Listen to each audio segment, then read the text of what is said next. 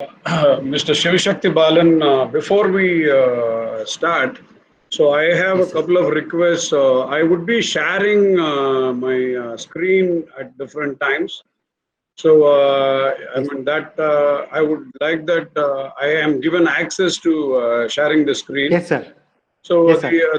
the second thing that I have done today for all of us is to look at parenting with a little bit of sarcasm and wit. So I thought, see, the entire learning can be so much more enjoyable if we bring in a lot of humor into this entire exercise. Nevertheless, we will not lose track of what the purpose is. The purpose is to set pace with parental expectations in trying to realize achievables what schools are doing over these years in trying to balance parental aspirations with the school's vision plan. So it's always a very difficult task for the principal and the teachers because the vision alignment is defined by the founder of the school, and the founder of the school tries to draw a long-term plan for the schools to emerge and grow. The market realities compel the teachers and the principal at the helm of affairs to try and set balances to what the stakeholders' desires are and put a bridge that connects these two. So will through these minutes that I have, possibly closing in on an hour, I guess, I would explore various challenges that we have and try to understand them as the teachers and the principals say it, and offer some solutions towards the end. So, if I may be permitted, I would like to get on with the program. Please, sir.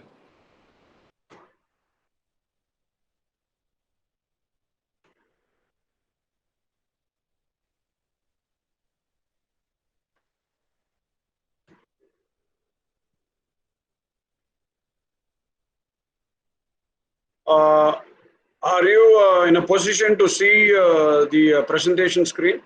Yes, sir. Yes, sir. Okay, so are you able to see the full screen, or are you only able to see the slides as it appears on a PowerPoint presentation? So Slides only. okay, so see,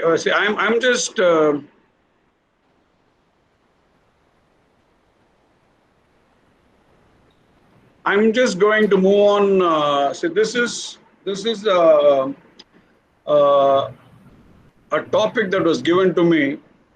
What I thought is when we started building this particular presentation, I looked at what the parents had in their mind. I was reading a couple of documents. So it appeared that the parents seem to expect a lot. So a lot more than what we feel that they would be expecting from the schools. So I would be moving on one after one and try and mark all your questions at different times. I would be giving pauses, and when we pause, we can reflect and start answering those questions. So keeping pace with the expectations of present-day parents is what we would be looking at now. I have to ask you to ponder over something. So look at this particular cartoon. Are you able to see the cartoon? Yes, sir. Okay, so it just I just borrowed it. So I'm crediting the sources. You can see where I picked it up from. So it gives you a fair idea as to what the parents are currently expecting. So they're loading their child's backpack with almost all of what they desired that they wanted to do when they were teenagers or when they were growing up. The question now is, who are these people? Who are they packing for? Now the question is packing my dreams and my aspirations. So this is a particular statement. I'm just asking you to look at it.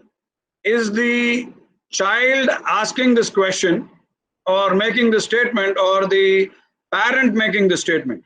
So I would start with a reflection. I would ask all of you to do this. Are you looking at this particular cartoon from the eyes of a student or through the eyes of a parent? That's it.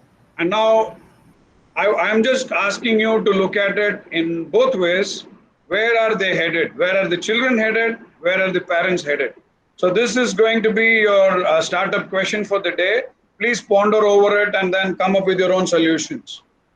So the big question, who's packing what? Okay, so look at this. Now, it appears that this entire packing is being done for dummies. You can say that the child is a dummy or the parent is a dummy.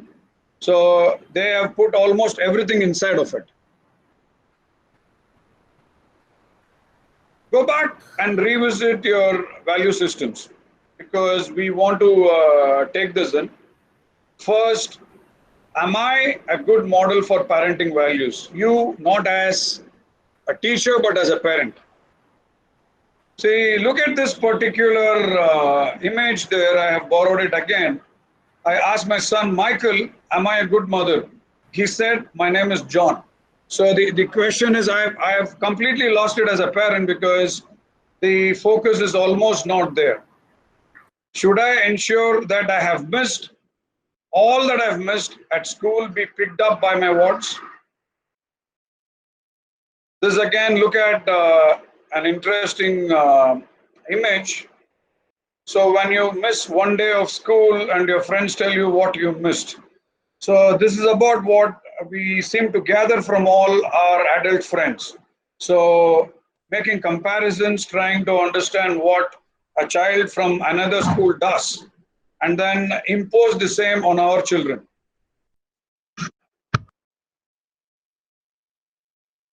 Now, I'm just creating controversies more and more. So I'm just starting to say, I think smart people have dumb children, and dumb people have smart children. So this is for you again to reflect, because these are the kind of questions that you would be imposing on yourself and the parents would be imposing on you at different times. Now, this is a statement. Not all children are extraordinary. The extraordinary ones comprise a small percentage of population. Most children are ordinary and should only seek an ordinary developmental path. So, where is this controversy here? Can we go ahead and say that every child is extraordinary and every child has a capability that he or she could come up and share just like anybody else? Can I make comparisons on every child being extraordinary with all kind of skill sets? So this is a conundrum. So you can't say that the children are not extraordinary. At the same time, no child is extraordinary. So which means that, see, the challenges that are imposed on adults are seen through their own eyes. And the marking is to believe that there are certain qualities every child is endowed with, and that makes that child very special. Now again, I'm just asking you to interpret, and I want some of you to answer. First, I would like Shiva to answer. So every child is gifted in some way. So this is a statement, and I would like you to interpret this particular statement. So can one of you interpret this particular statement? Maybe Balan? Yes, sir. I think So that can you every please child. interpret it? Yes, sir. If every child, one way or the other way, they are gifted. Some child may be very good in writing. Some child may be very good in thinking and coming out with the brilliant ideas. Some child may be very good in kinesthetic part of work. So every child is one way or the other way. Absolutely. I mean, I love you for this particular statement, but unfortunately, Shiva, the challenge here is that a child is said to be gifted when the child has a learning difficulty. So all the children that are branded to be gifted are actually children who have learning difficulty. So, so you can look at it, because this is how the world coins the world gifted for children. It is unfortunate, but that is the sad reality. Yes, So, sir. so these are some of the common expectations. The school should provide a safe and caring environment. The quality of teaching should be good. Curriculum should provide good learning opportunities. Expenses should be low. Sports facilities need to support a range of interests. Plenty of scope for co-curricular activities. Good infrastructure, library, laboratories, and facilities. Provide for parental engagement at convenient time. And of course, the reputation of the school. So these are some of the common expectations, but I want you to stretch it. Imagine, now let us say that a parent says that the school should have an assistant commissioner manning the gate, and then every single area, including the bathroom, should be provided with closed circuit cameras. So all the classrooms should have these cameras for them to continue to monitor what is happening inside the classroom. So every teacher should have qualified in the IAS examination, and have the best educational qualifications and possibly a PhD in education. So the curriculum should be set to international benchmarks. For all the facilities, infrastructure, technology, everything that the school gives. So they should not be charging us any money at all. So the sports facilities should be really good, that it prepares my child to become an international athlete. So there could be so many co-curricular activities that the child engages before school and after school all the time, and continues to live in school. So the school infrastructure should be so good that see, almost every single activity that the child takes up is satisfied by the school. So the parent would summon the teacher and the principal at any time, and the principal and the teacher should be available. So this school should be the number one school in the world. So this is stretching it and imagining it, but now which is true? So if these common expectations are true, or the parents stretch this to believe that the school can do so much, I believe the latter is true. So look at this. This is generally something that I put together. It says that uh, dad shows us in. Okay, so I'm just putting this so that if I'm overbearing, I'm going to say that don't try to get away with anything. Always forgive what I missed. Do what I say, not what I do. You should be perfect. You need to have bigger goals all the time. You need to be obsessed with your achievements and continue to stay there. I'm sorry, we are going to ground you because of what you did. You should always be in a good mood. Understand and be grateful for what I have given you. Stick to your task all the time. Ignore how we treat each other as adults. Never mess up. Okay, so these are some of the things that I put up. Look at, is this what the parents always want? I'm just going to leave behind this presentation with Shiv Shakti Balan. You can look at it, because I am asking all these questions. So being a helicopter parent and be overbearing, you are trying to expect quite a lot, which is almost not possible. Because children will want to get away with small things. They will break stuff. So they will pretend that they have not eaten an extra chocolate. So if the parent does something wrong, see, they expect the child to forgive. So they expect the child to follow instructions all the time. They want the child to be perfect. If the child achieves something, they want the child to set bigger goals. If the child achieves something, they want the child to achieve all the time. If the child does a small mistake, the child is grounded. So the child is always expected to be in a good mood. The child is always expected to be grateful for what the parents have given them. And the children are expected to stick to their task all the time. They should not be worried about whether the mother and father yell at each other and how they treat one another, and they should never mess up. So I'm just because I wanted uh, a sort of an introduction to a word jumble, and for you to understand, we are using um, pointers that are easy to understand. You can use this as a strategy to remember some of what you have put on board. What gives the teachers the right to give my child homework and assignments? What gives them the right to fail them? I'm suing the school. I want you to discuss this particular statement because this seems to be a routine challenge. So, and I'm just going to stop sharing here, and I'm going to go back to a particular YouTube clip which is embedded with some audios. This actually happened in an Australian school. It's very funny. So I'm just going to stop sharing.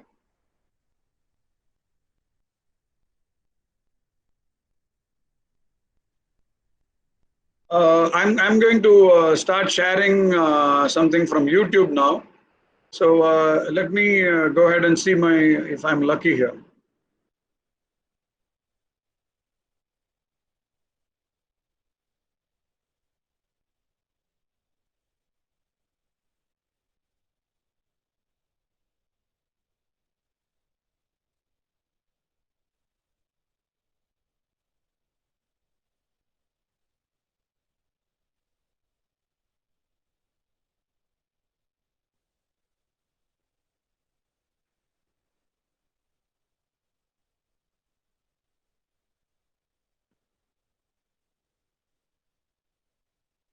Please excuse me. I'm just trying to get this presentation up.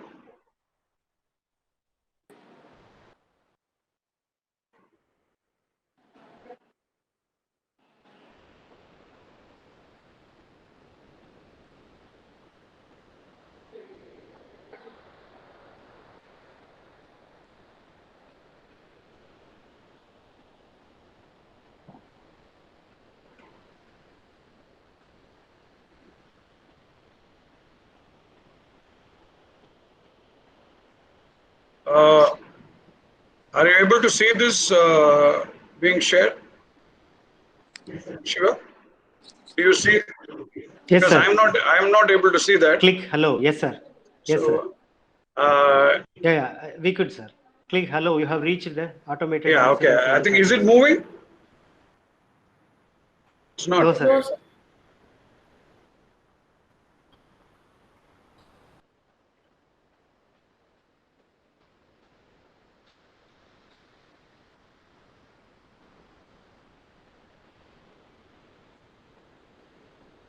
Yes, sir.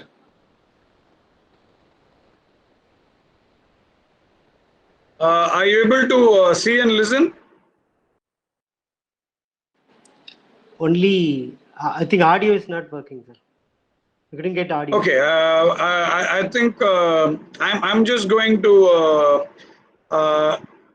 read out so that you can so that you can see that, and maybe the audio is not playing, but I will read it out. Okay. Yeah. Excuse me, sir. Shall I help you? Yeah, please tell me. Yeah, if you are presenting your screen using Chrome tab, both audio and video will play, sir. If you have chosen window, If you have chosen window, it won't, the audio Yeah, won't be. I'm trying to But get onto Chrome tab, but I'm not able to. I'm not able to access okay. it. So I'm just going to read. So it's not Thanks. something significant. I'm just going to read as it plays, so it becomes very easy. Thanks, sir.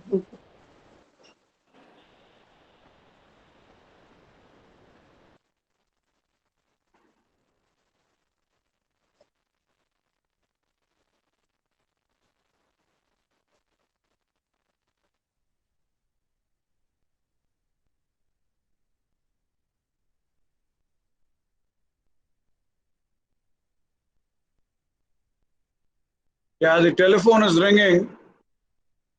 Hello, you have reached the automated answering service of your school.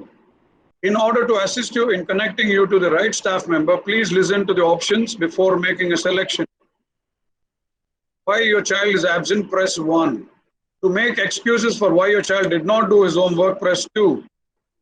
To complain about what we do, press 3. To swear at staff members, press 4. To ask why you didn't get information that was already been enclosed in your newsletter and several filers you have been mailed to you, press 5. If you want us to raise your child, press 6. If you want to reach out and touch, slap, hit or someone, press 7. You request another teacher for the third time this year, press 8. To complain about bus transportation, press 9. To complain about school lunches, press 0. If you realize that this is the real world and your child must be accountable and responsible for his or her behavior, classwork, and homework, and it is not the teacher's fault for your class, please hang up and have a nice day. If you want this another language, move to another country that speaks it.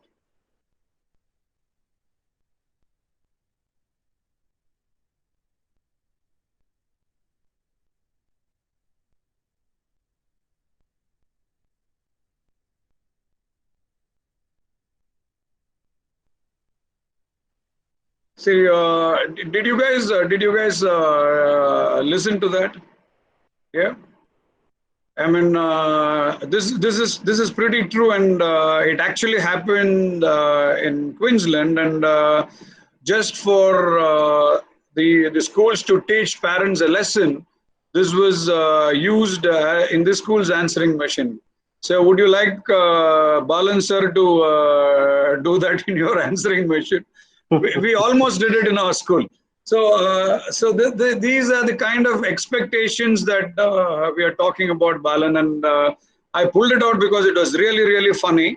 It came to me about 3 years back as a WhatsApp forward. So I just remembered that I might want to use it today, and then pulled it for all of you to see. So these are the kind of expectations that we are talking about. The parents have on the school. So I'm going back to my presentation because I interrupted it, and let me continue. So should you like that I break here so that there are questions? So we will leave it to the moderator. Teachers, if you have any questions.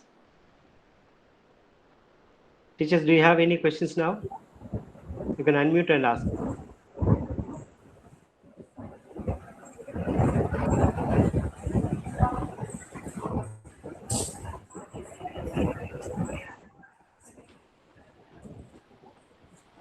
Any questions, please? We are good to go. So Yes, sir. you can put it in the chat box, and maybe if you don't want to ask now, you can ask towards the end. But see, please also remember that we are wearing the teacher's hat now. So if you start wearing the parents' hat, then you would understand see what kind of expectations that you have, which may not be in sync with what the school believes in.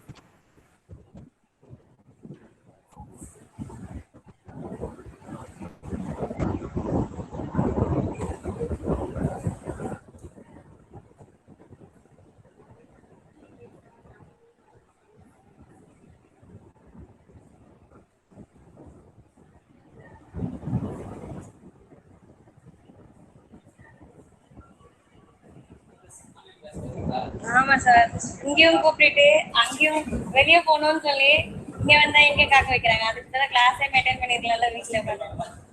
அப்புறம் அனுப்புறேன். I went ODன்னு சொல்லி அனுப்புறேன். Please mute your phone. Tamil teachers, I think. Okay, so Please mute your phone. please look at it this way. See, what is always a problem is that we really do not know when to say the conversation is over to the parent. So, and we don't understand that we are actually being pressured by them.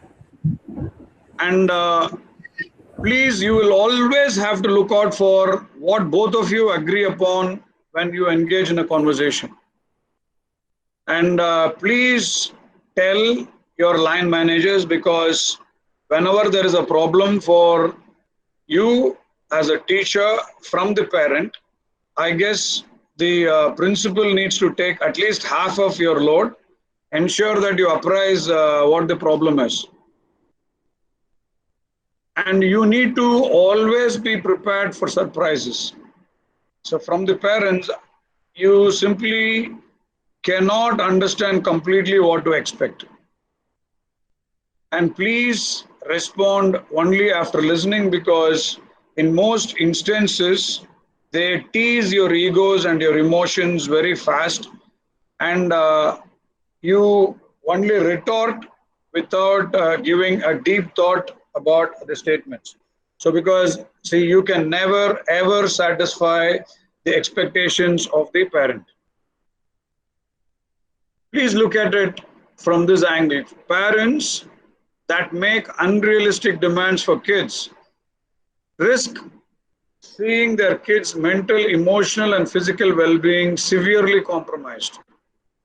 And of course, they seriously compromise your mental, emotional, and physical well-being too. So the teachers are also going to get seriously affected by these unrealistic demands.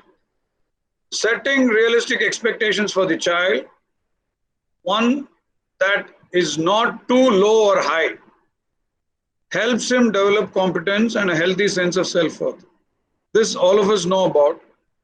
Healthy expectations encourage and allow a child to do well without putting undue pressure on him. So what would be the influences here?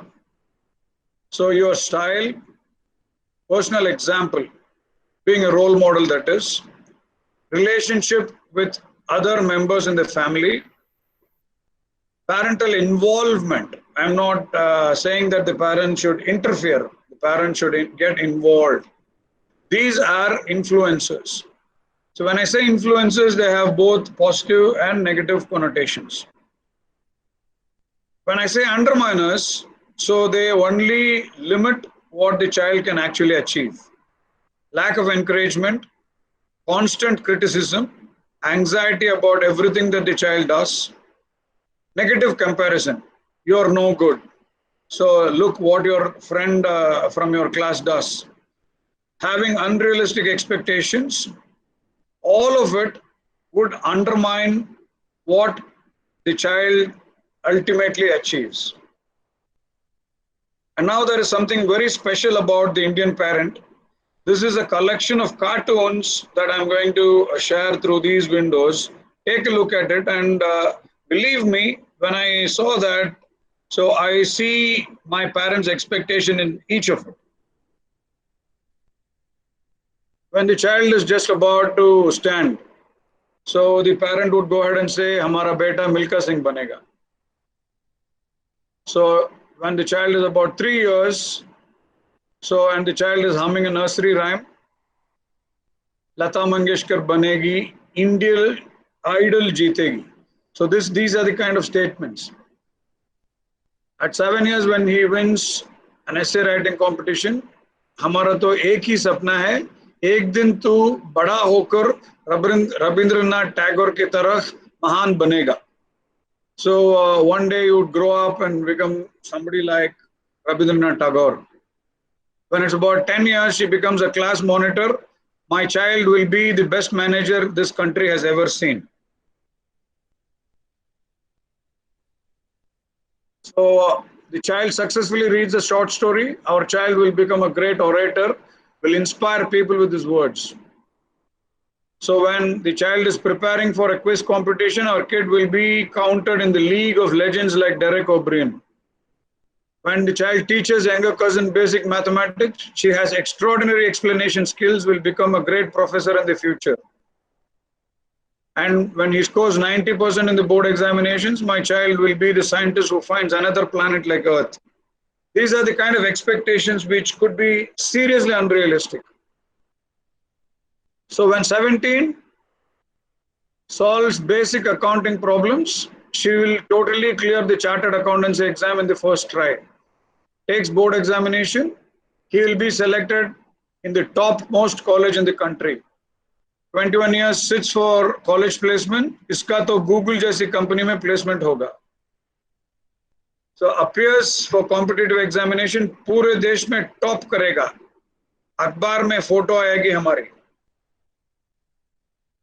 Plays with toddler, he's such a responsible father, let him get married.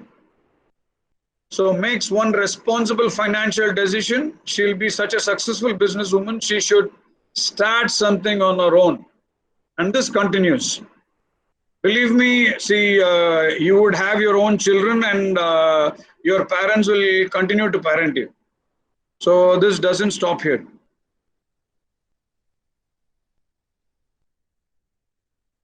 I'm just putting this, making it really funny to look at parental expectations. I've made it sound like the 10 Commandments revisited.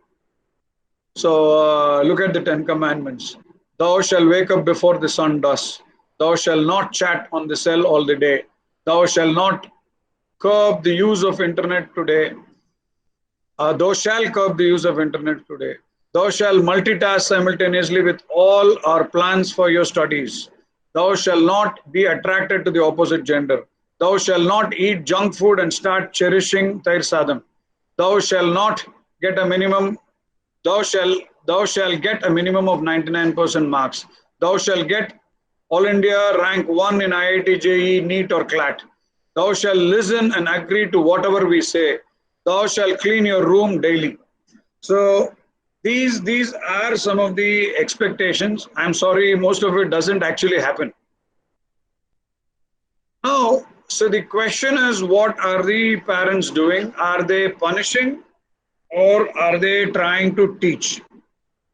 So while both can occur, it's important to note that if parents are disciplining because they are having a strong emotional reaction to the child's behavior, or whether they are tempering the strong response with well thought out consequence that's going to help the child see why what they did was not okay, hold them accountable for it, learn how a person moves forward after making a mistake. Now the question is whether the parent is punishing or whether the parent is teaching. So the parent will have to look at it very pragmatically. Please remember, when the parent always raises the bar, so the children will never meet the bar. Please remember what was it like at that age and not make every incident a nuclear explosion. Does this take my word anywhere? This is the question. Fear, the only basis of motivation.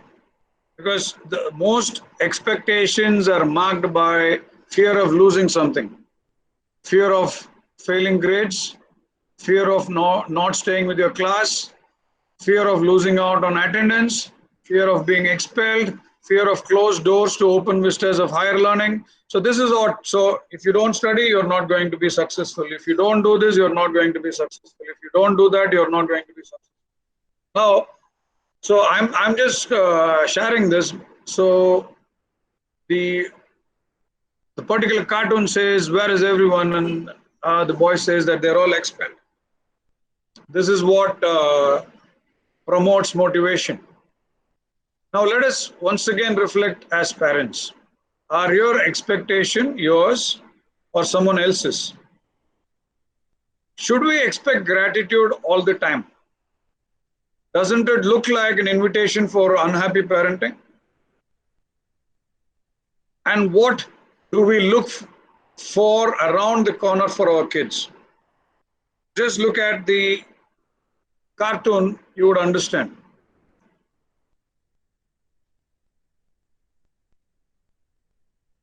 Work harder, earn more money, buy more things, keep going.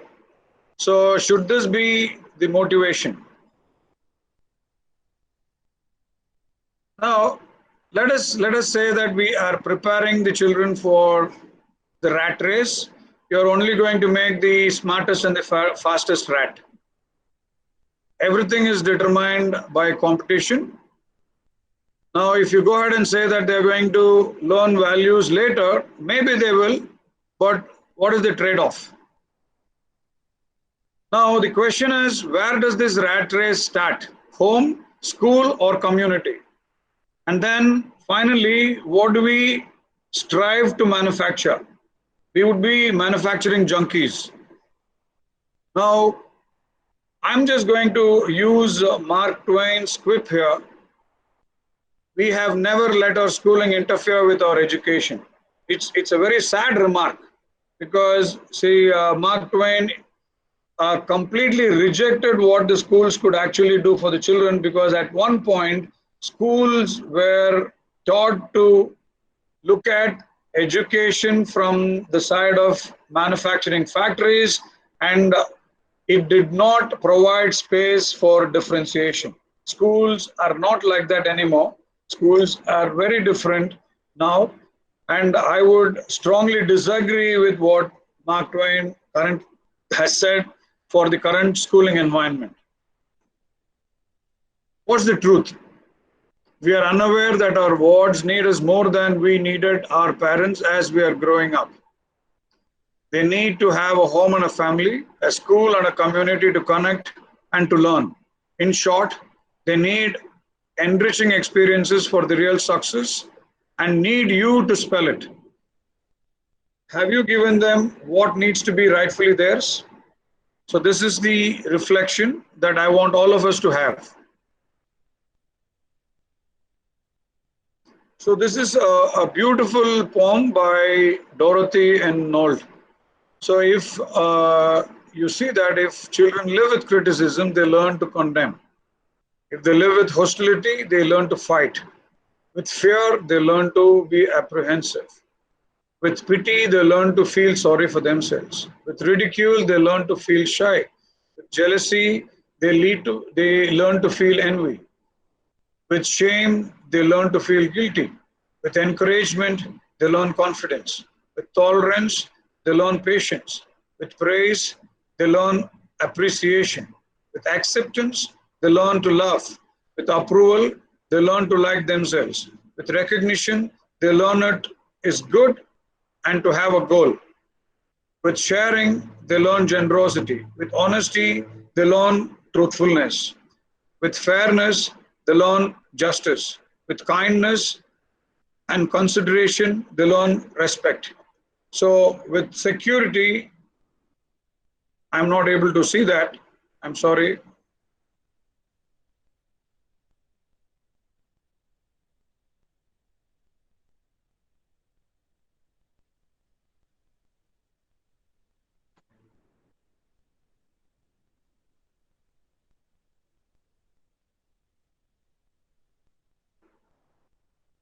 With security, they learn to have faith in themselves and those about them.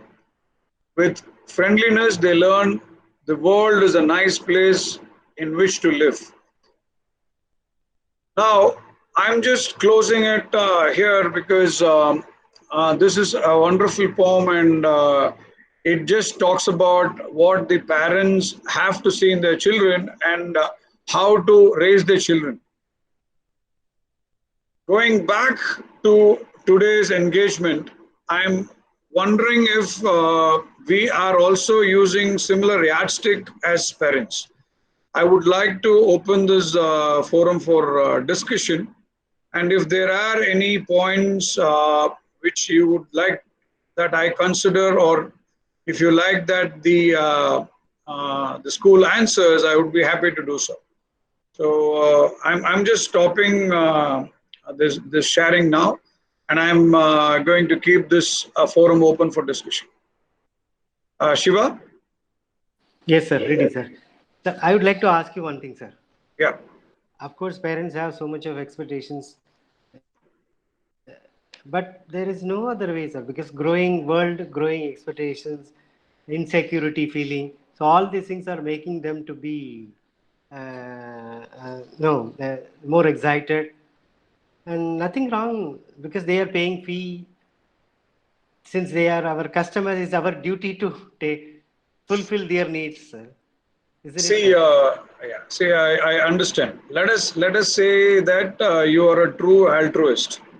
So, who wants to help? So, you feel that punishing yourself is completely all right. So, I'm going ahead and asking you to recall what this Queensland school actually did. See, it takes this entire village to raise a child. I mean, this is the common adage where every single person who's an adult has the responsibility to raise a child. So, and most of it, and we also say that values actually start at home. So, because we see parents as the first teachers and the home as the first school. So this is participation where the entire community needs to rally with one another to ensure that the child gets the best. Now, let us say there is a conflict between what happens at home and what happens at school, and there is no dialogue between home and school. The child continues to be very, very confused about that particular values, and the values will always be in conflict.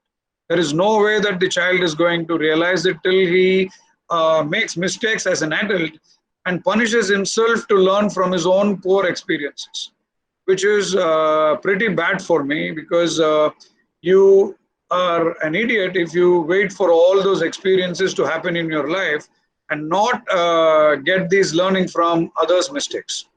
So the second thing is that see, for a child to come to school and let us say bully another child or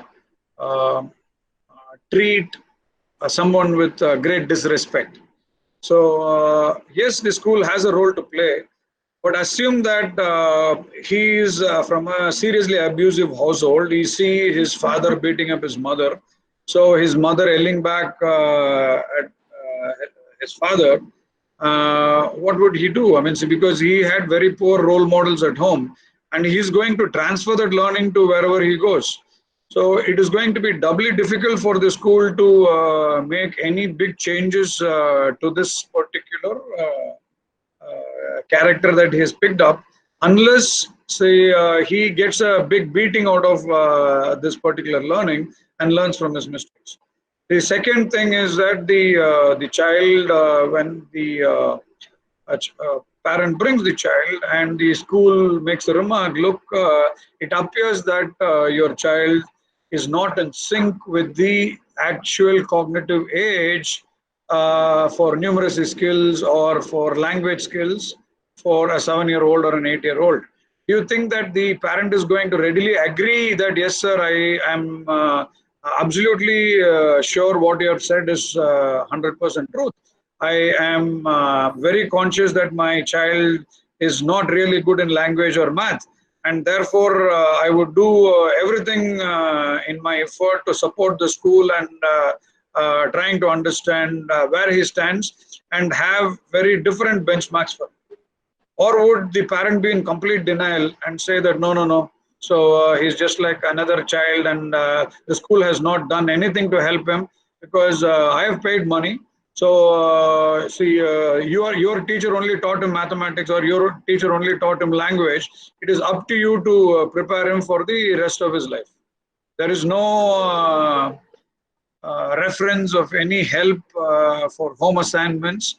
So the parent does not engage actively in any of the child's learning, but would want the school to completely take care of the child's learning.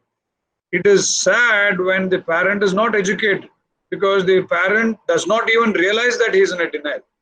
Say, assume that you have a first generation learner and this parent is not much educated, or the parents are not much educated.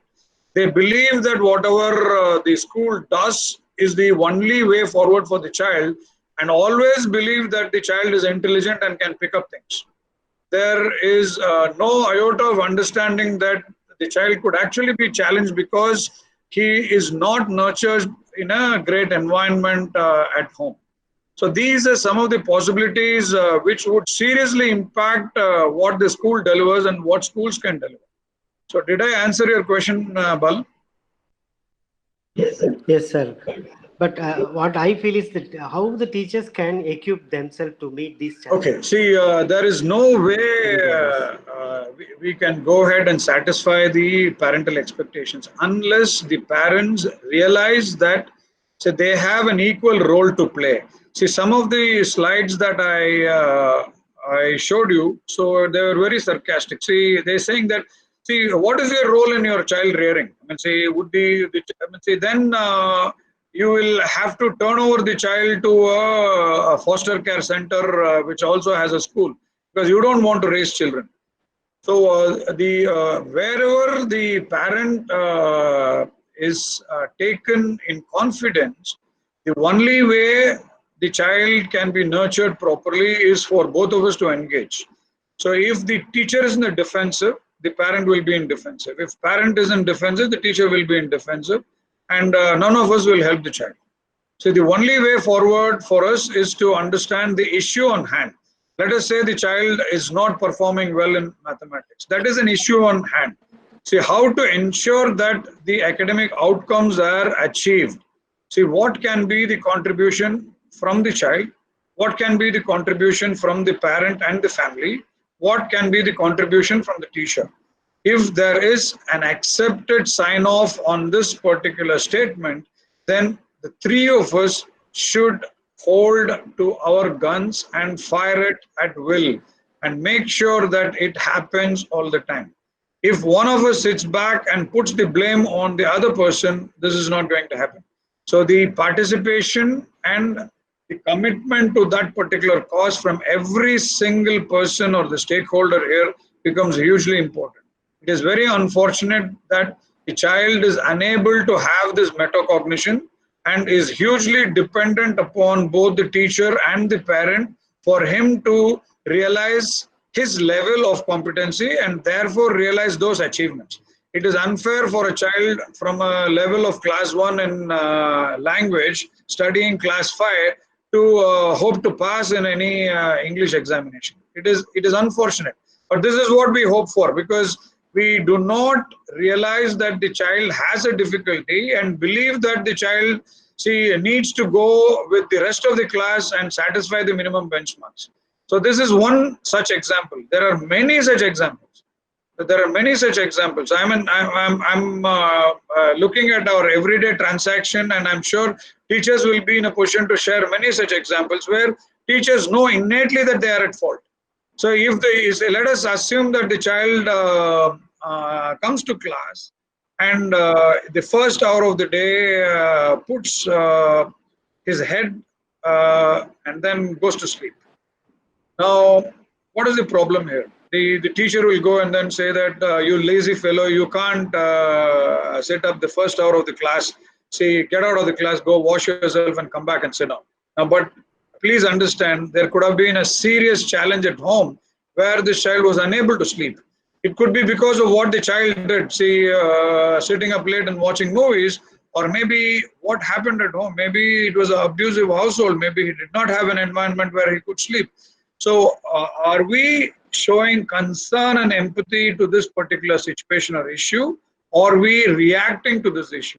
There are several times we react to the issues and situations, and we are not internalizing the possibility of problems that could be associated with these situations.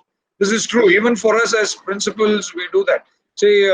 I have on several occasions made mistakes, and I have been compelled to go back and apologize in front of the entire school that what I did was wrong. Because when I do that, I become a good role model, saying that, sorry, son, it was very unfair for me to have yelled at you for something you did not do yesterday. and I am not very happy that I did it, and I shamed you in front of your entire class. I am sorry, I apologize for what I did. So if I do that, the next time when I do it, the child is actually going to forgive me, because he knows that it is all right for the senior principal to make mistakes, and because he comes back and he has the courage to apologize, it's all right. So all is forgiven. So, but if I don't do that, so I would have hurt this child terribly, because he was not responsible for it, and he's going to look at me like he's looking at a monster. So we do make mistakes, but it is for us to correct those mistakes. And most of the times we don't do it because of our egos, because we feel that it is below our dignity and our pride to get down to say sorry to somebody. True, sir. Thank you, sir. Teachers, any questions, please? Here one question, sir. How to address this case? A child who is good in studies, but he is sleeping disability while taking class. But he was well conscious while sleeping also. He was the topper of the class. Okay, see, did you mention eating disorder? Sleeping. No, sir. No, I Sleeping, mean, sir. Sleeping disorder. no, Sleeping. okay, see, the question is for us to understand if there is a disinterest. I have some prodigies. See, these kids demonstrate what do you say, an attention deficit behavior, and they seem to be extremely hyperactive. And believe me when I say this, these kids are extraordinarily intelligent. And in some cases, they felt terribly bored because they feel that they are at least 5 levels ahead of the class. And every time they put up their hands or they are trying to answer, the teacher says, shut up and sit down. Because now the child knows that he's ahead of the class. The child knows that he's getting bored. So the child knows that there is no way he can be hyperactive, because again the teacher is going to pull him down for it. So the best way he realizes is for me to close my eyes, and some instances he may actually go to sleep. So this could be one reason. Another reason, of course, is what I told you earlier. There could be a challenge because at home the mother is actually pushing this child to study more and more. She says that tomorrow you have a test. I mean, tomorrow you have this quiz in the class.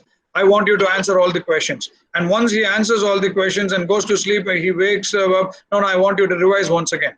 And in the morning, when the sun is still down, so the mother says, wake up, and I want you to go through this revision once again. This boy is terribly tired. So he knows all the answers. So it's all in his head.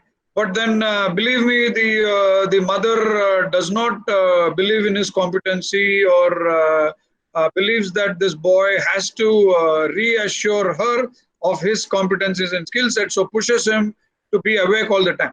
This could be another reason. So there could be plenty of reasons for the child to stay at the top of the class and indulge in sleeping. I have instances where the child was continuously drugged by the father. The child had the challenge of behavioral maladjustments. He was really at the top of the class, but would get seriously annoyed and irritated. And if he's annoyed and irritated, he would spit at others. So this is a practice that he picked up from home. He would spit at others when he's annoyed and irritated.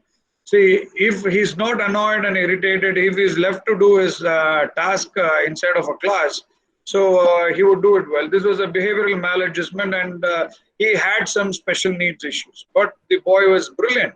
And what the parent did is that the parent drugged the child, and the child would continue to sleep in the class. We were all wondering what was happening, because it was as if the child was doped. It was not even sleepy, but then if you make him sit, he will fall all over the place. It was not natural, and we found out that this child had this specific problem, and we had to send the parents through to counseling and also have a special needs program for the child. See, the child still has this challenge, but he is a lot better. So I mean, there could be several reasons, not just one. Thank you, sir. Next question is from Christina Gabriel. The child is very interested but sleeps every day after lunch. Should we allow the child to sleep? She's a kindergarten. She's from kindergarten compartment. Okay, I mean, I'm surprised that the kindergarten children are allowed to stay after lunch. So, can you explain that to me, Balan? Because, say, Actually, my experience has been that these children have not internalized a sleeping rhythm yet. Because till about 4.5, 5 years of age, the general sleeping rhythm could still be delayed because of the biological clocks. And it is unfair to hold on the child to wakeful hours during afternoon, and it is most likely that the child will actually go for a nap. And it is true in most cases where the biological rhythm has not yet set. So that's the reason why the mothers tend to be awake all the time, because the baby sleeps through the day. So the developmental milestones in some cases are not reached when the child is 3.5, and there is a possibility of a delay. And that's one reason if there is a holdback or a crash or something like that, there is a slot devoted to the kindergarten for sleeping. And this sleeping usually happens after lunch. So there are other possibilities which could be pathological. So the pathological possibility is that usually when the children eat, so there is a possibility that the sugars are immediately broken down into alcohols and aldehydes, and there is a possibility that it can actually reach the brain. If it reaches the brain, it compromises the oxygen supply, so they become a little less loaded with oxygen.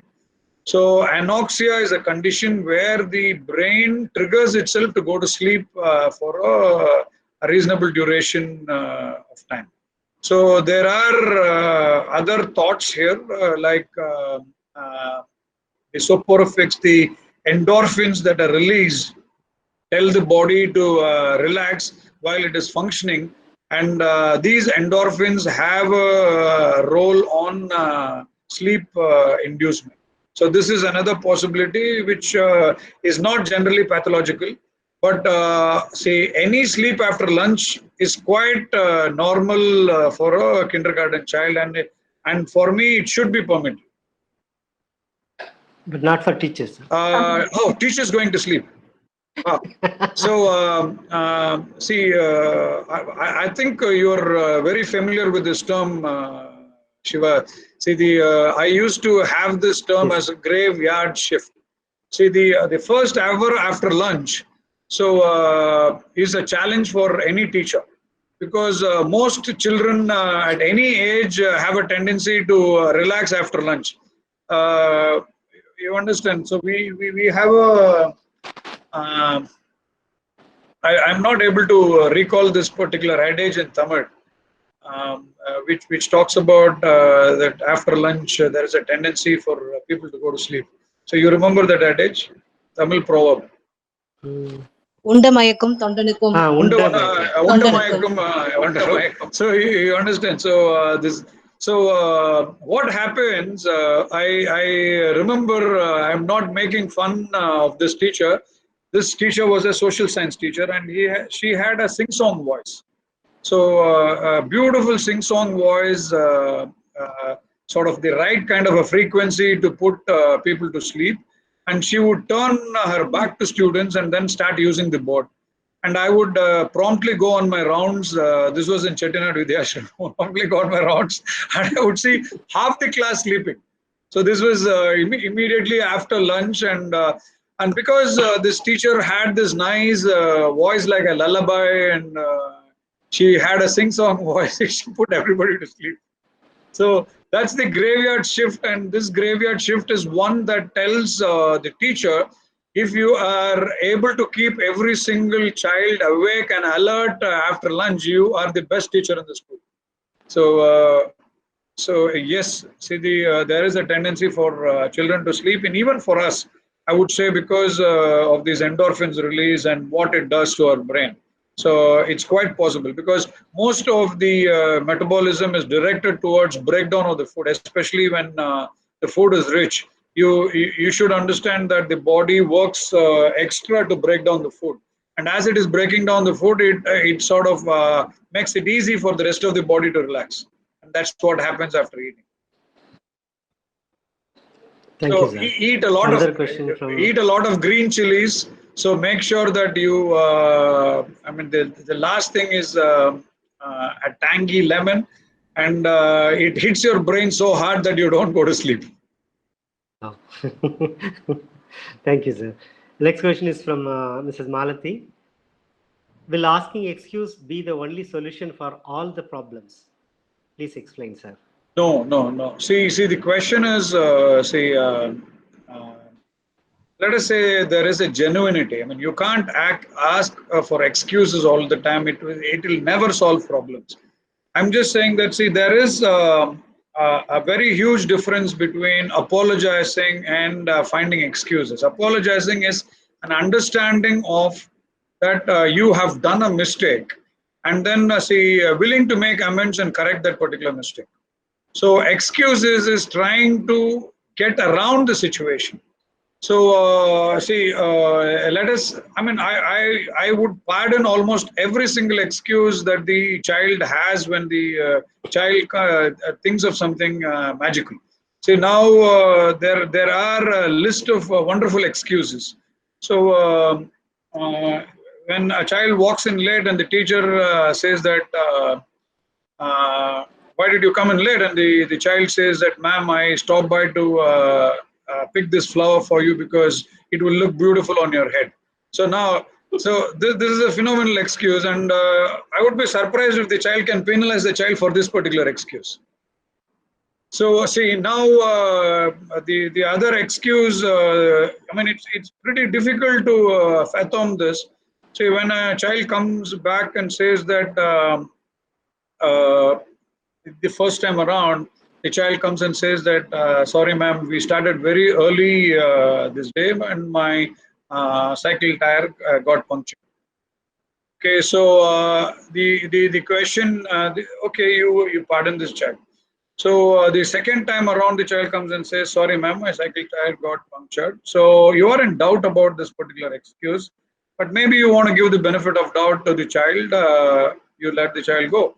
The third time that the child comes and says this, you're not willing to excuse the child. So you know that there is a good possibility for this child to be making up stories, and you are wondering, why is the child so dumb that he is not making up new stories. So you are not going to excuse this child because he's making up. There are several instances like that where the children come up with phenomenal excuses. So I had a particular problem, and it became a very serious problem.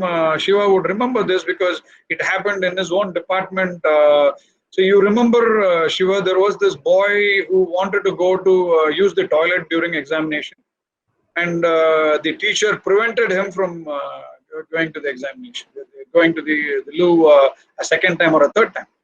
And you know what this boy did? The boy pulled up a water bottle and threatened that he would urinate inside the examination. I mean, it happened. I'm not joking. This was a senior boy. It was a senior boy because, see, the teacher was right, because the teacher did not understand for a third time or a fourth time why this boy needed to go and use the loo, because the boy never said that he had a urine incontinence or a problem, because there is no way for the teacher to understand. So what do we do this? This is a real situation. This is a real situation. I can't blame the child for not telling the teacher why he needed to go to, but I can actually blame the child for pulling up a prank like that. And I mean, what should I do here as a principal? Because I have a situation. The teacher says that this is gross disrespect and the child should be expelled. The child says that, sir, I had a genuine problem. So what do you expect me to do? I got angry. So I faced this situation, but then I let these two talk because I was not able to give a proper answer to either of them. I convened a meeting, and then finally the boy apologized for his rude behavior, and the teacher apologized for not asking him why he needed to go to the loo quite frequently. So because and it was settled, but I was not able to give an answer to the teacher. So these situations arise, and it is all right for you to be confused. Don't be worried about, sir, should I give answers all the time? No, don't give answers. Ask questions. So you ask the child, I mean, do you think that you need to be excused once again for the stupid excuse that you are giving me once again? So let the child answer. See, can you give me a better excuse the next time? So see, because this is boring, because your excuses get boring. See, think of something very imaginative. Now, see, the question is, you are subtly telling them that you don't like to be given these excuses again and again, and you're also telling me that your guy gets smart because I am not as dumb as you believe I am. I'm actually smart, and therefore, see, if you are making up excuses, make sure that you make up good excuses. I mean, please don't Thank you, pardon. sir. Please don't pardon all the excuses.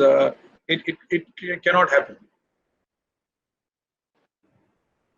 Thank you, sir. Yeah, Mr. Jagan has asked a yeah. question. Is there any suggestions to identify child prodigy? See, yes. See, let me put it this way, because see, most of us on most occasions are tuned to behave in a normal fashion to a particular situation. We behave very normally, age appropriate manner most of the time. But see, if a teacher observes that something is not age appropriate and then is ahead for that particular age, so the teacher understands that it is an adult-like skill set. Now, if it is an adult-like skill set and it is a desirable skill set, okay, so let us say that வந்து வயசுக்கு மீறி பேசுறான் அப்படின்னு சொன்னா it's not a desired skill set. Okay, so he speaks adult language. This boy talks about sexual closeness. He talks about promiscuity. He talks about things which only adults talk about, which is not desirable. So then we look at this as a complaint. Maybe the child has those skill set already. But when it is a desirable skill set, say, let us say that he can understand music just like nobody else does, and he's only 5 years of age, and he can tell you interesting stuff about everything around. It is magical, and so this child is a prodigy. In most cases, what happens is that certain aspects of brain function are spiked in these children. So if you are taking, say, very rich in emotions and response, it could be your prefrontals and frontals. So frontoparietals and temporals take care of, occipitals take care of something else. So what happens is that there are, see, certain areas in the brain which would trigger faster neuronal networks, and therefore the child is able to pick up and learn extremely fast with respect to a particular aspect. So if this aspect is picked up and the teacher recognizes this aspect, yes, you can recognize the child as a prodigy. So let us say that the child has picked up about 15 languages, and he can speak and converse in 15 languages, and he's only 7 years of age. And the school insists that the only language for communication is English. Are you even going to pick up this particular quality that the child has? No, never. So unless you give the scope to this child to explore his skill sets, it is almost impossible for you to pick up this prodigy. So for a teacher, you need to be really, really observant. And if I start overvaluing this particular skill set, I tend to put other children down. So see, while it is very desirable that this particular child needs to be given platform for him to explore his skill sets, it is also desirable that other children are not put down because of this particular quality that he or she carries. So I would say remarkable observation skills. At the same time, be extremely wary of the damage that you could be doing others. Right, sir. Thank you, sir. Sorry. Yeah, are there anything else? There are Partially. plenty popped up in the screen. Say a primary child is good in studies, but a bit slow in understanding the concept. The parent thinks it's a big issue and wants their kid to be quick and good in everything and force the child. So what can we do in this particular situation? Okay, this is Momina Rahman. So I would say that see, there are set timelines. So if you set a timeline, so within the timeline, it is desirable that a child picks up something. So now, see, if you believe that the timeline or the window of opportunity for the child is about 6 hours for the child to pick up and learn, it is not necessary that the child needs to give a response in the first hour. Maybe some children would do, some children will not. This child needs more effort to understand concepts, but when he understands concept, his learning is permanent. So if see, he takes a longer time. Yes, he can take a longer time, but this longer time is relative. Let us say, see, for a child to understand a concept which he needs to pick up in 5 days, he takes 50 days. It is not desirable. So when it is not desirable, so he struggles and he is not in tune with the rest of the class. Maybe he learns, but he learns at his own pace. So for this particular child, if he is within the acceptable temporal window, temporal meaning time window, so it is all right. But if he is not, then he might need special attention. I'm not saying that he needs attention as a special education classroom. He needs special attention because you need to give him those skill sets which will permit him to understand concepts within a time frame. So how best can we meet parent expectations for the students in grade 10 and 12 during the lockdown in spite of arranging online sessions? So can you define these expectations? So if I am making assumptions that grade 10 and grade 12 students are to be prepared and primed only for the examinations and their only purpose in life is to pass board examination, the parents are wrong. Okay, so now I had a webinar with some health experts, psychiatrists and adolescent pediatricians a couple of days back. And there is a fear now that the children are having a screen time in excess of 10 to 12 hours a day. And it is shown to seriously impact the way their brain functions, their sleep rhythm, and also their predispositions to social and emotional quotients. So you know how terrible this is going to be. So your online sessions are actually killing them in the long run. You need to be absolutely certain that you're only going to do this for a couple of hours a day and ensure that the children get all their social and emotional requirements met even when they are at home, even when they are in the lockdown.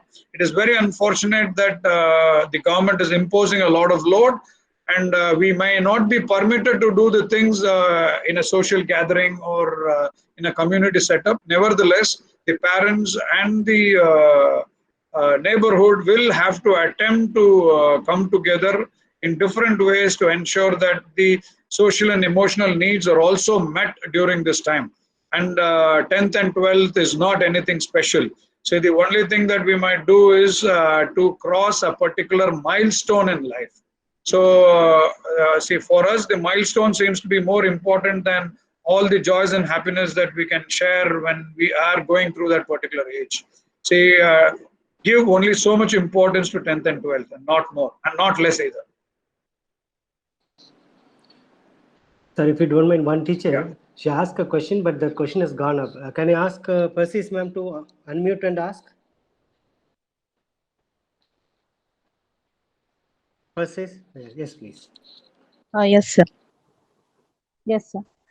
Actually, my question is, so many times the growth of the child or the learning of a child is both from parent side and even as well as teachers. But mostly the teachers are blamed or the school is blamed. The moment there is any behavioral mistake by from the end of a student, immediately they say, you belong to which school? Where do you study? Who's your teacher? What do they teach you? So why is that only the school or the teachers are blamed when the growth of a child is inclusive from all the ends? Okay, see, I pointed this out in some of my slides. See, it is very, very natural for anybody to be defensive. So when a parent does that, believe me, the parent is aware of her inadequacy, but is unwilling to share that inadequacy with you. So let us say a teacher blames the child for her inability to educate the child in a particular way. So a parent does the same thing. All of us are humans, and at different times, we believe that we will not be in a position to share our inadequacies or our failures and want to put the blame on the others. The same thing is happening with the parents. So what we need to do now is we need to collectively come up with a plan. So please excuse me, I'll just take a call. Hello. Hi, Evelyn. I would like that you come to school tomorrow or day after. Maybe if it's possible, you have a vehicle. Yeah. Yeah, you can come tomorrow, maybe around 11:30 in the morning. I'll see you at school. Yeah, please, please, please. See, we need to sit together and decide. Saying that, look, see, why do you feel that the school is responsible? Where see, all of us are in raising this child together. So the child has to participate in his own growing up as well. So there is no excluding this child.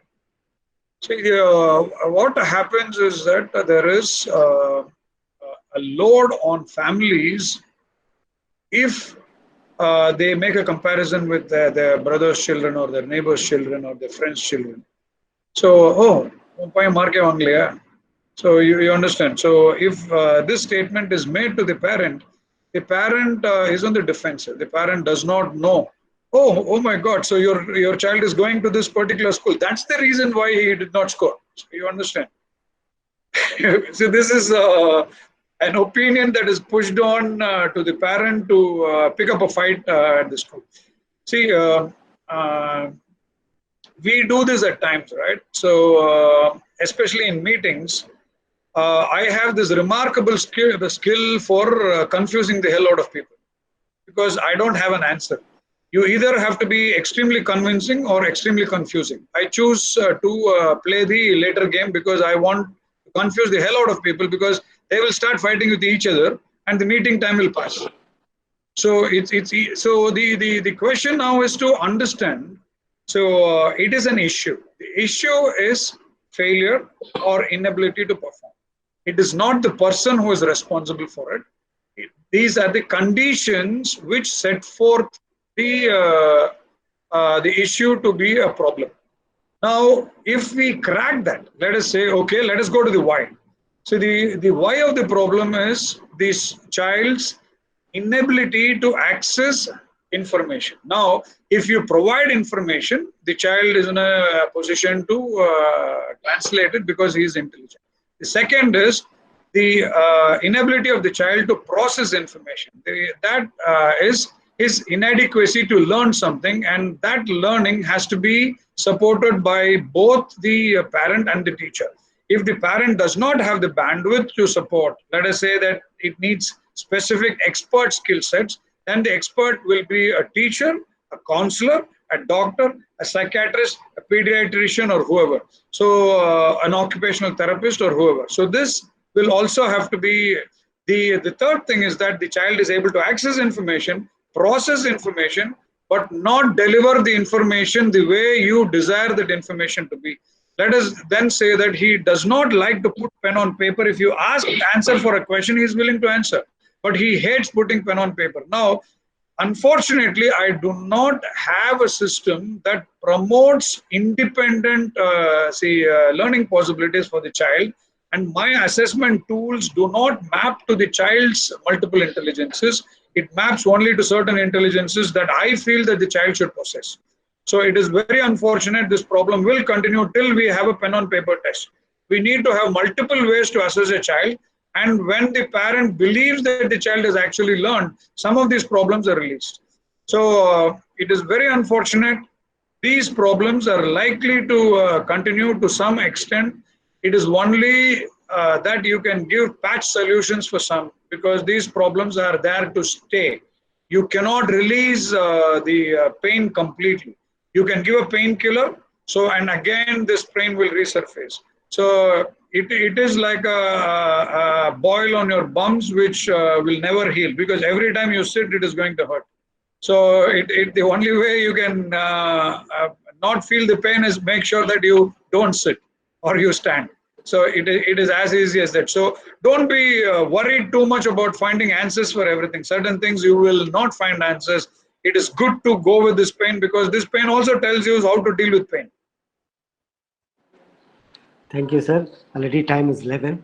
Anyway, I would like to request you only answer only one last question. That is how to deal with aggressive parents. See, again, let us define aggression. See, in most cases, they do not understand the civil codes of behavior and etiquette. So it is very unfortunate that these civil codes and etiquette are not met with. I've had instances where a parent walks into my room. So he threatens me, saying that he will only make this child come to school the way he desires. So the child will not pack the bag. The child cannot wear uniform. So the child will not wear shoes. So he can be picked up from the classroom. He can come in and go anytime he pleases. So this could be, let us say, a minister's son or an MLA's son. So, but this gentleman does not understand civilian codes and behavioral codes. So the only language that he will understand, the language that he is familiar with. So it is Sarasa Sama Dana Beda Dandam. So use everything. I mean, if he is aggressive, there would be a point where you need to aggressively demonstrate that it is not accepted, and it's a sorry state of affairs. The child has to leave, and you need to call the police. So making sure that the parent does not come into the school. So in most cases, the aggression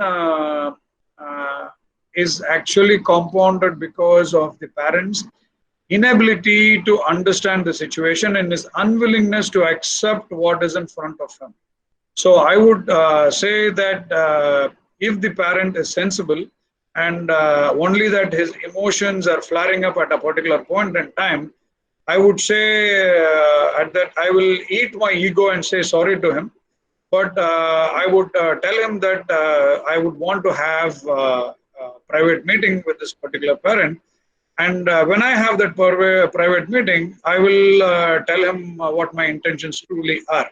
So the way I want to say that, and there are times where the parent has pushed me to the level that I have become seriously aggressive. Because in one instance, I had a parent this year where the boy has sought for a transfer certificate. So during this particular lockdown period. So he applies through this portal yesterday and comes today this morning and insists that the TC is released immediately. So it has been published that it would take 3 days, and during the lockdown period, it has already been told to the parent that in case he wants any special request to be addressed, So he has to go through a particular process, and he has not followed that process. So I understand, because the admission into another school that he is desiring next to his residence, say, has insisted that he pays the fees immediately, otherwise he will forfeit admissions.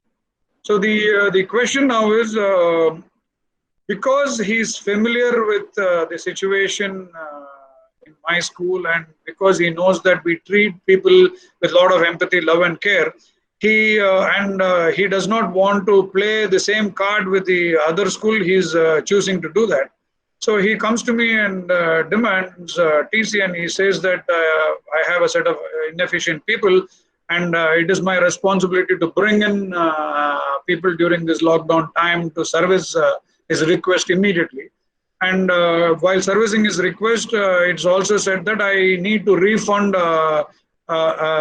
security deposit that he has paid. Almost any of this is not possible during this time. He is extremely aggressive. To the level that all of us are hopeless and things like that. I said that, sir, this is what you need to do. So find an advocate, go to the police, so make a complaint on the school. So make a complaint in the court. So for behaving in this fashion, for coming and doing this, so I am going to record all your statements, and I'm asking you to sign it, and I am going to take you to court.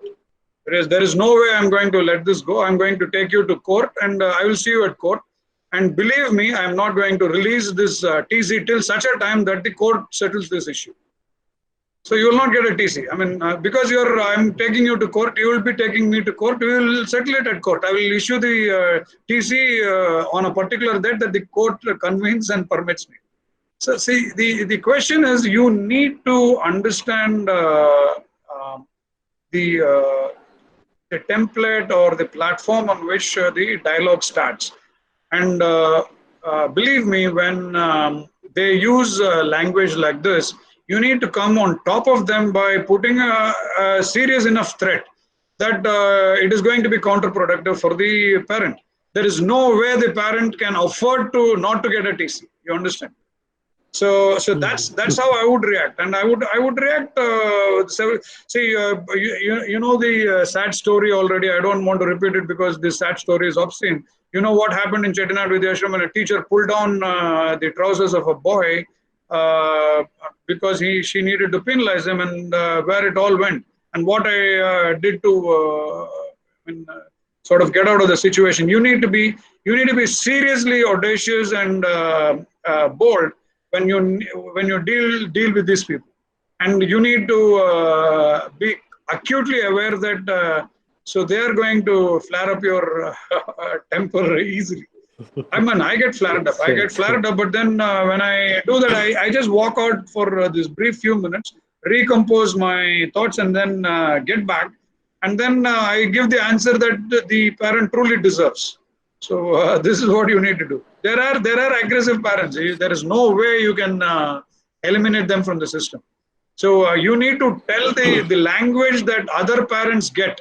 When you deal with one such parent, should be so bold that they will not dare become aggressive.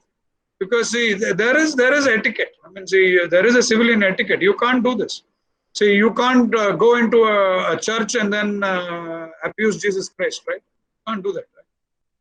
So there is a sanctity to that particular place. You can be, but you will have to face those consequences, and then he jolly will face those consequences. And I'm certain that you should not lose your cool, and especially teachers. See, you have a bigger challenge than principals because this PTAs, this open days, all that, you will face trouble. True, sir. Good, sir. So thank you, sir. Thanks a lot for spending your valuable time with us. Yeah. Really, each and every one of us learned a lot. And I'll send this presentation to you by WhatsApp or email, so that it can be shared. What I will also do is, I started working on it, but I got into some other challenges, so I couldn't complete it. I created some Google Forms for the teachers to ask questions to parents.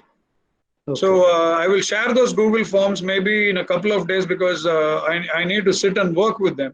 So you can Okay, share these Google Forms to sort of bring the parents on board. So they are also human beings, and we have also been parents at different times. And see, I know I may not accept it, but I've been obnoxious as a parent. So That's all. there is a.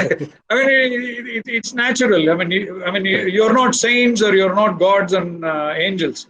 So believe me, we are just like anybody else, and we would have gone through the same kind of problems that we feel that the parents are going through. Yes, sir. Yes, sir. Is this session recorded? Thank you, sir. Yes, sir. I'll send a copy. Yeah, can you share this because I would like to see what happened and play it back at Definitely, a sir. convenient time. Definitely, sir. Definitely. Yeah. I will send it to you. Yeah. through the mail, So say hi to Bhunesh. So sure, sir. so it's been Sure, a while. I have not spoken to him, and see my respects to Ranganathan sir. So, Sure, sir. Sure, sir. Thank you, sir. Thanks a lot, sir. yeah, so I'll Thanks, stay connected, Shiva. So we will have a chat sometime this evening. Right, So sir. thank you, teachers. I hope that your time was well spent. I'm not certain about that. So if there are any challenges that you see, or if you feel that I might not have done justice to this particular talk, please share the same because it will be a very good pointer for me to improve. So if there is anything you feel that I can do better, please share it with me because it is so very important for me to learn from. See, you are my critics, and I would have a very open heart to listen to your comments.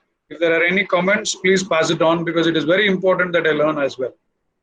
Lot of thanks messages are pouring in, sir. Thanks messages are there. See, I would want a devil's advocate. You understand? So there should be a devil's advocate. I mean, say, tell me if I mean I have bungled somewhere. I've not done, and the slides look monotonous. I could have done it in a different way. It should be shared because this is a common. It's not. I'm not talking down to you. I'm talking with you. So we are having a dialogue. So. Shiva, see your own experiences. You don't have to feel shy or feel disrespectful. Please share anything that you feel can be improved because it's hugely important. Sure. Because every time you get good comments and somebody peruses what you have done, so there is always a scope to improve and do better the next time. Sure, sure, sir. Thank you, sir. Thanks a lot. God sir. bless you Thank all. So stay safe. Thank you, sir. So Thank you. may we have better time than the lockdown times. Sure, sir. We'll meet again. Yeah. Thank you, sir. God bless you all. Yes. Thank you.